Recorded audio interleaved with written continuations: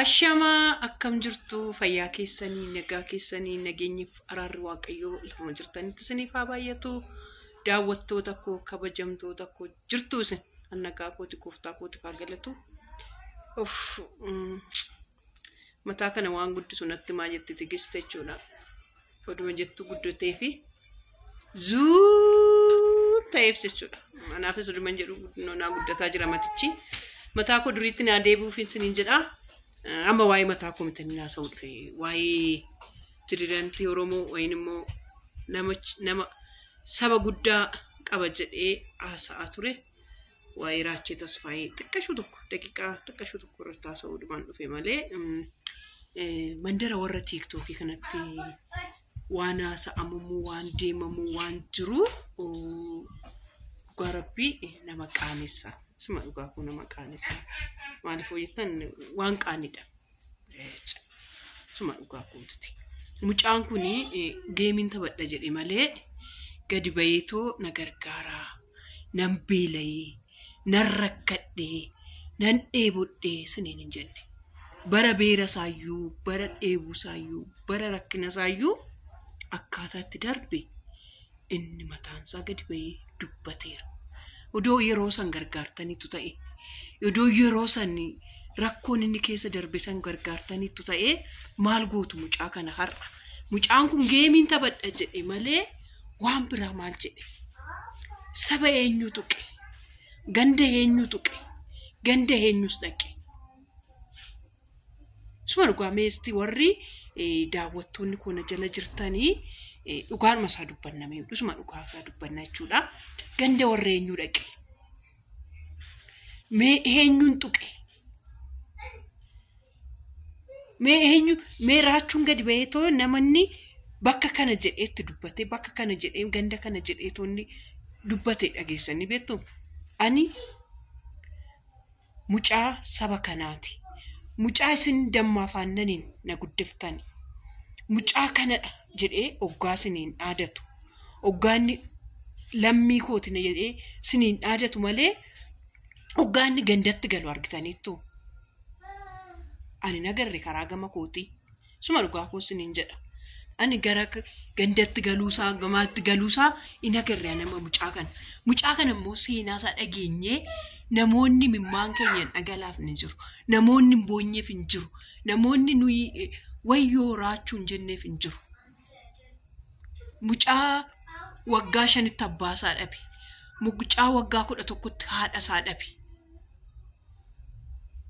mucaa rakkina mo'atee maal keessa darbee nama obboleettii isaa barbaadee hargatee gammachuusaa waliin dhandhame uummanni kun sabni kun saba guddaadha jedhee nama mucaatti obbolaasaatti gadi jabinaan bal'ina saba kanaa agarsiise. Amma nama Oromoota faanallee amma geemii taphachuusaa miti qofaan na ajaa'ibsa jechuudha inni waan ani taajjabe keessa jechuudha maal ijoollee woo guddatame oliif woo guddatame maal rakkoo qaba waa'ee uummata alargee eegaa haasa'amuu jalqabame ji'a 3 ji'a 4 ta'eera inni marganaa jirraa jechuudha waa'ee kanarratti jechuudha dhugaa rabbii animti waan humti na qunname waan hedduu jira garuu bara barri darbee hin dubbanna waa'ee kanaa jechuudha bara barri darbee waa'ee kanarratti inaasuuf nasi hin dubbannas jedhee yaada garuu haa ta'u malee mucaa gandaan godhina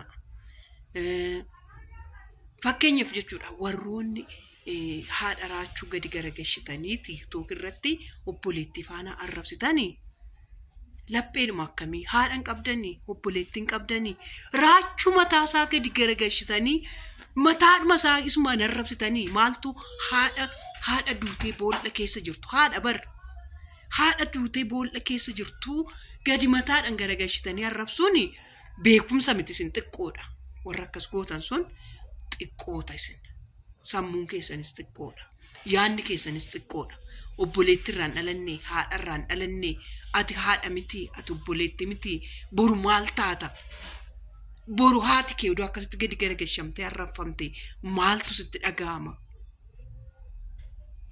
maal jechuudha dhugaa rabbii qaanii Oromoon qaanii beeka jedhamamte ijoollee.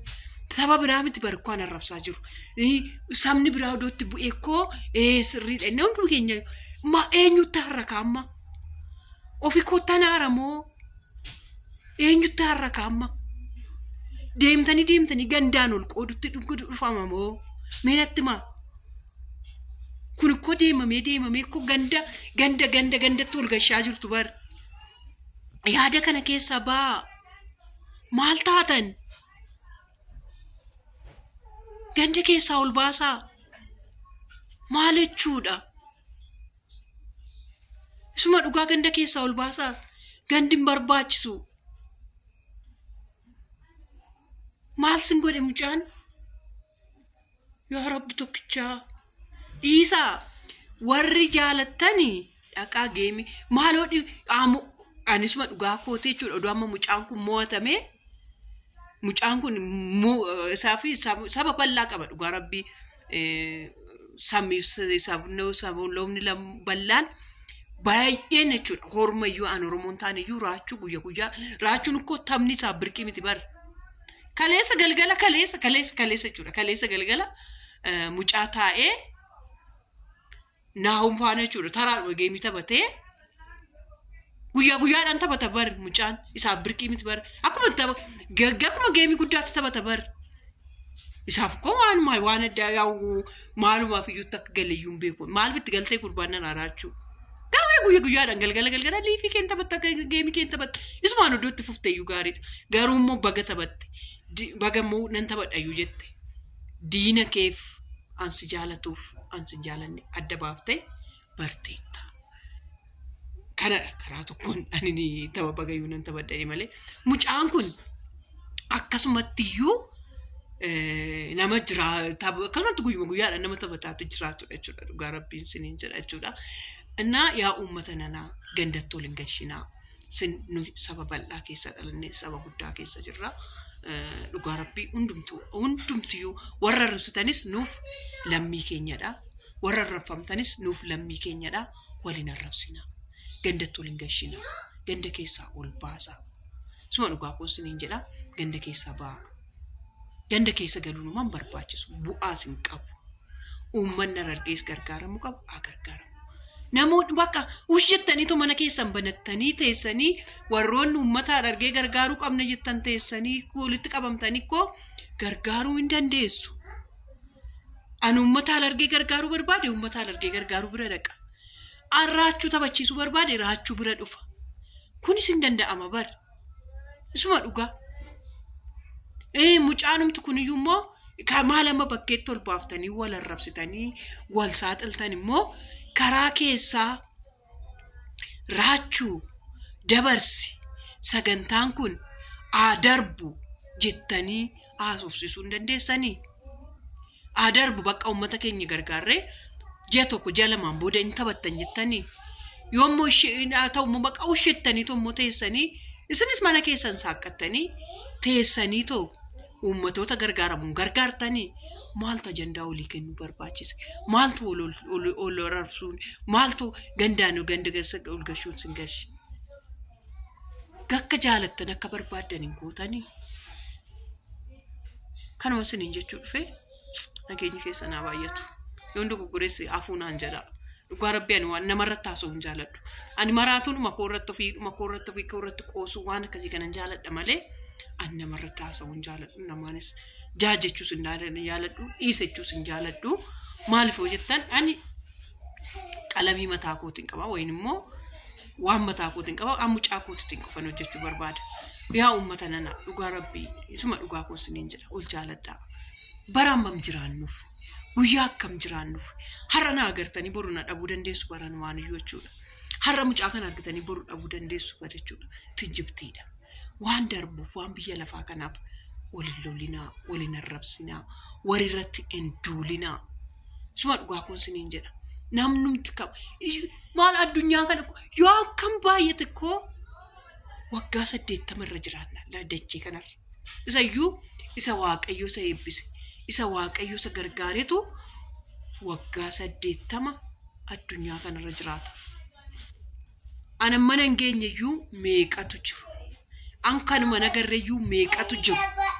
Kanaaf waliin arrabsinaa, waliin lolinaa, walirratti hin ka'inaa. Isuma dhugaa koonsiniin jedha wal jaaladhaa. Yoodiin isin tirfekko diina ol taatanii olirraa qolachuu qabdu malee walitti duuluu qabdanii. Siniin jedha carraa gaarii siifaa ta'u raachuu siifisi. Hundumtu keessaniyyuu dhaqaati taaptaap godhaaf yoo geemii ababaan qabdan ababaa kennaafi waan qabdan kennaafi yoo mo'atamtes yoo mo'amtes ati raachuu. Ilma Oromooti.